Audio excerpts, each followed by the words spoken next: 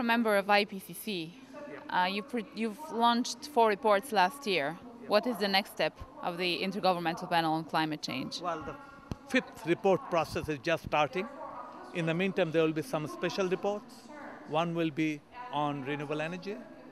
So the 5th report process will be looking at the governance process of IPCC, which is very convoluted, has been set up. There is a new chair, the ex-chair has been re-elected. There is a new board, bureau, what is called. So the process has started. We are just out of a 5-year-long struggle from which the Nobel Prize is the outcome, and the greatest outcome is a much greater awareness. Even US leaders are becoming aware of climate change, which is a major success, I think, at this point in time.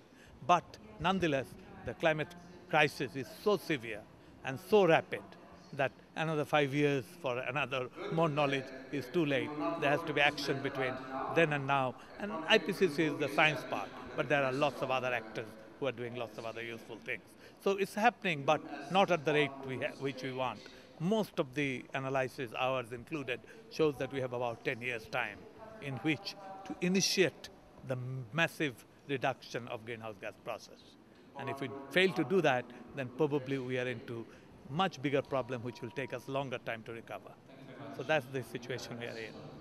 What do you think is slowing down the process? No, it's the governance process. End of the day, it's an intergovernmental process. The Climate Convention, the United Nations Framework Convention on Climate Change, is an intergovernmental process. Our governments have to be a bit more civilized than they are. Okay? Our governments have to be a bit more representative than they are. Most governments represent a tiny minority of the elite of their countries. The world is bigger than that. And they have to understand how these big issues, and this is a scientifically loaded issue, not an easy issue, and it embraces and encroaches on very many vested interests. It encroaches on the economic production system.